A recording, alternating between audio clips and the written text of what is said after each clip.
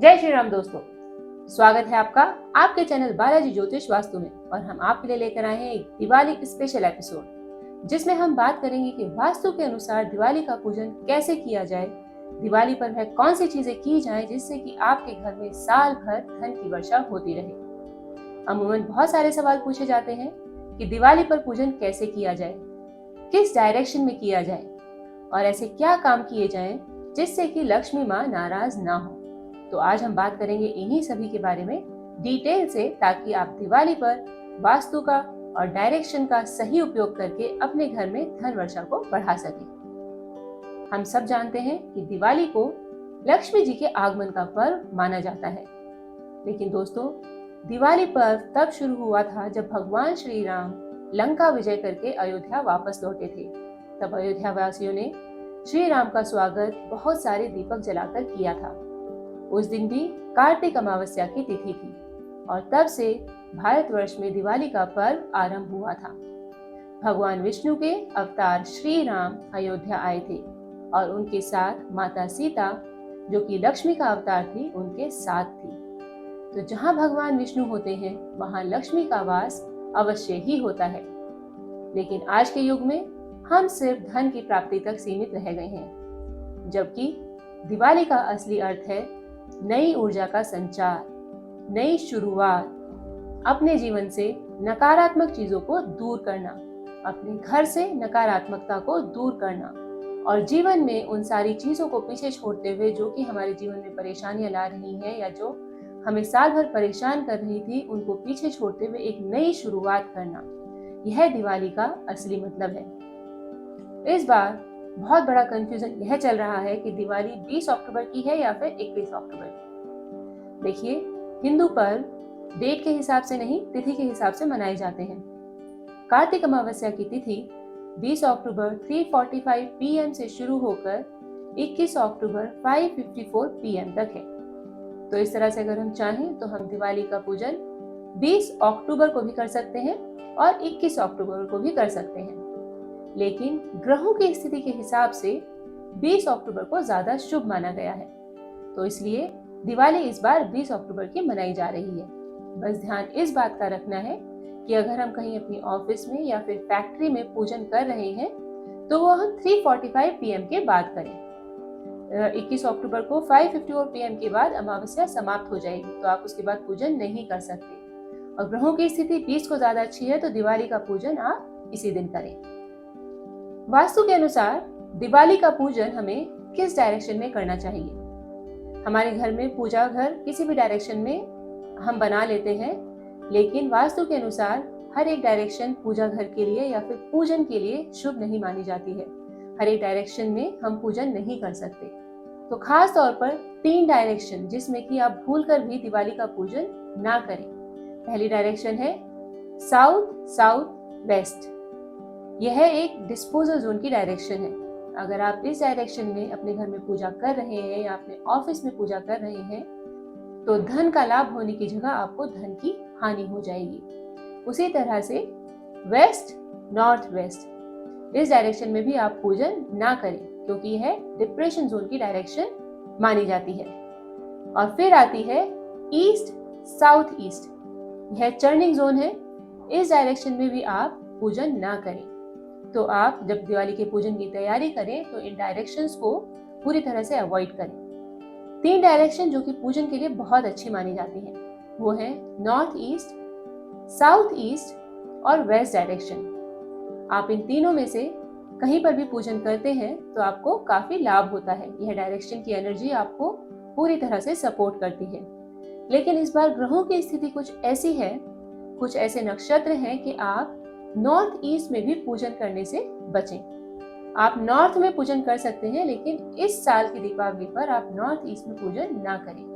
बाकी 2 direction south east और waste में आप पूजन कर सकते हैं। और अगर आपके पास जगह नहीं है तो आप नॉर्थ में भी पूजन कर सकते हैं। दिवाली का त्योहार कोई एक दिन का त्योहार नहीं होता है। दिवाली धनतेरस से शुरू होकर भाई दूज तक चलती है, तो यह 5 दिन का त्योहार होता है। ऐसा क्यों है कि हम दिवाली से पहले अपने घरों की सफाई करते हैं। हर घर में सफाई का अभियान शुरू हो जाता है जब दिवाली आने वाली होती है। इसके पीछे का खास रीजन ये है कि हमारे घर की जो गंदगी है वो हमारे घर में बहुत सारे ब्लॉकेज क्रिएट करती है। तो हमारे घर में साल भर से कुछ ऐसा सामान इकट्ठा होता रहता है जिसे हम संभाल कर रखते हैं कि वह सामान कभी ना कभी हम यूज करेंगे। इसी तरह से हम पुराने न्यूज़पेपर या फिर कोई कूड़ा कबाड़ इकट्ठा करते रहते हैं। तो धनतेरस से पहले आपके घर में ऐसा कोई भी सामान है जो आपने पिछले 1.5 साल से बिल्कुल यूज नहीं किया है, उस सामान को आप अपने घर से निकाल दें, क्योंकि वह शनि को रिप्रेजेंट करता है और शनि का मतलब होता है ब्लॉकेज।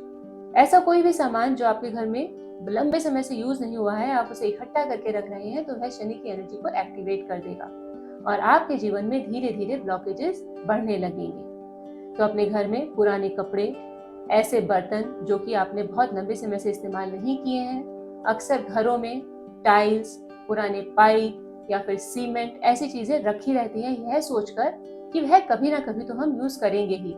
अगर हमारे घर की कोई टाइल टूट गई तो हम वहां पर इन टाइल्स में से लगा लेंगे। लेकिन अगर ऐसा कुछ आपने अपने घर में इकट्ठा करके रखा है तो आप उसकी सफाई जरूर करें, क्योंकि डिक्लटरिंग करना बहुत जरूरी होता है।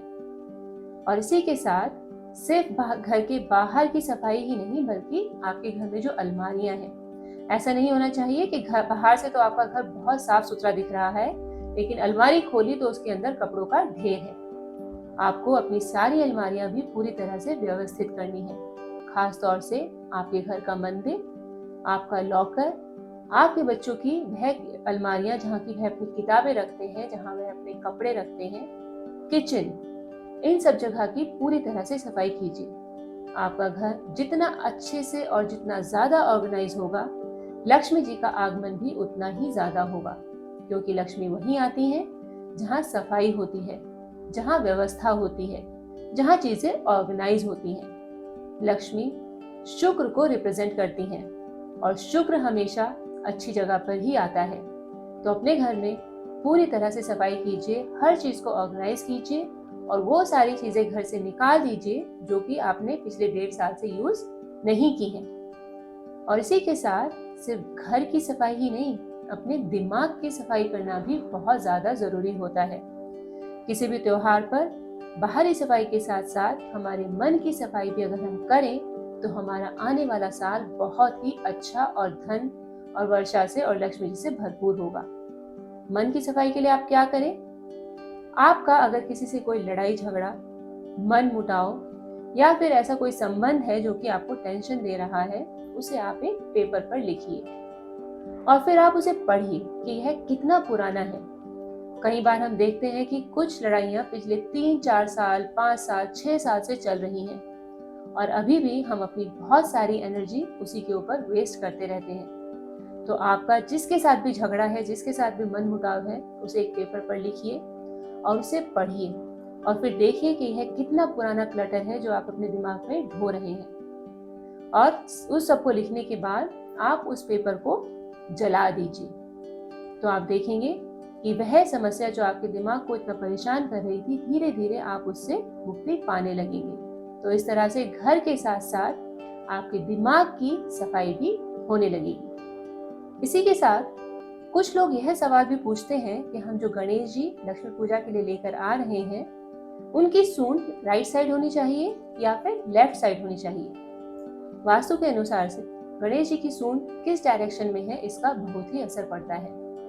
देखिए, लेफ्ट डायरेक्शन हमारी चंद्र नाड़ी को इंडिकेट करती है और राइट डायरेक्शन हमारी सूर्य नाड़ी को इंडिकेट करती है।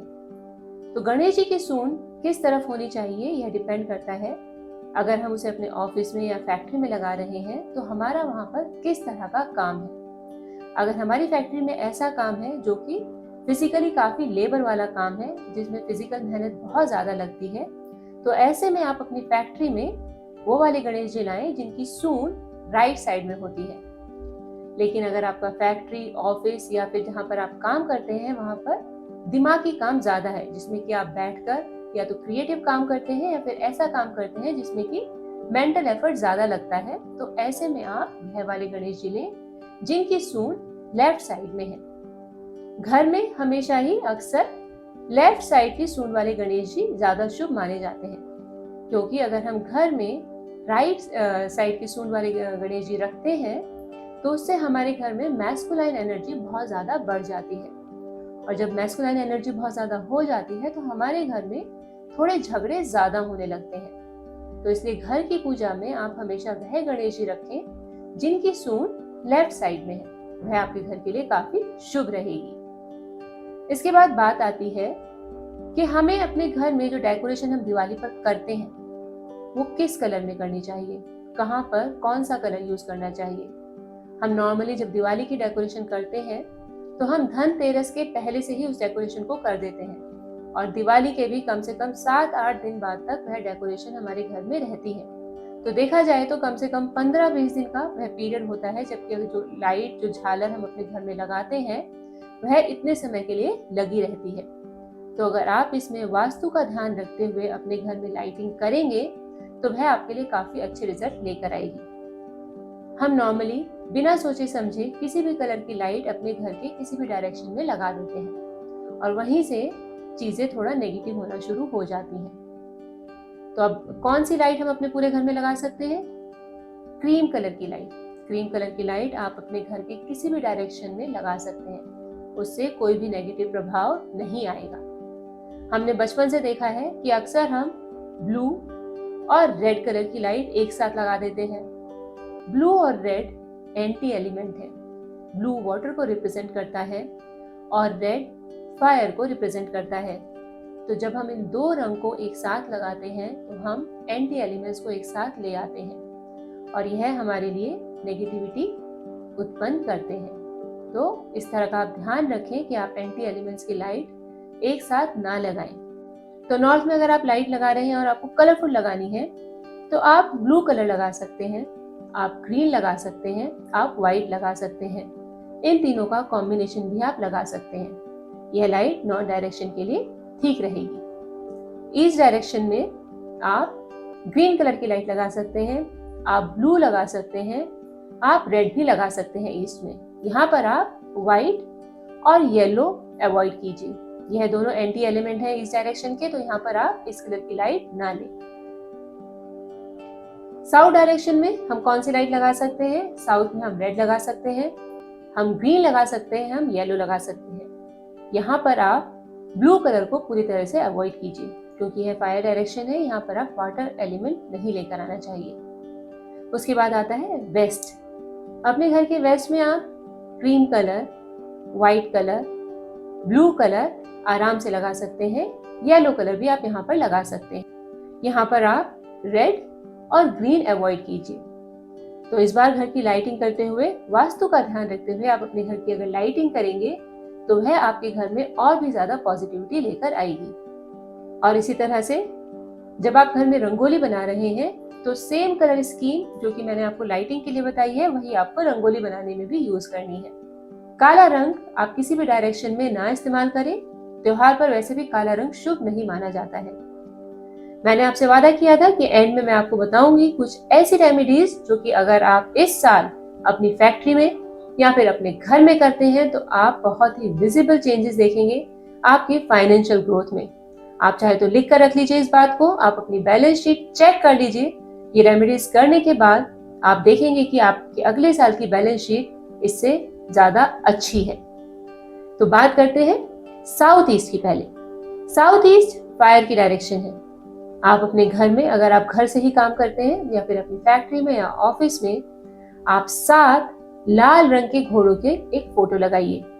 इससे आपके साउथ ईस्ट की एनर्जी एनहांस होगी और यह आपके लिए आपका जो कैश फ्लो है उसको बढ़ा देगी। आपके घर के साउथ वेस्ट डायरेक्शन में आप एक येलो कलर का गमला रखिए। वह गमला ऐसा होना चाहिए जैसे कि कोई सुराही की शेप होती है और वह अंदर से खाली होना चाहिए। उसमें आपको कुछ नहीं रखना है, कोई प्लांट्स या फिर कोई फूल कुछ भी नहीं लगाना है।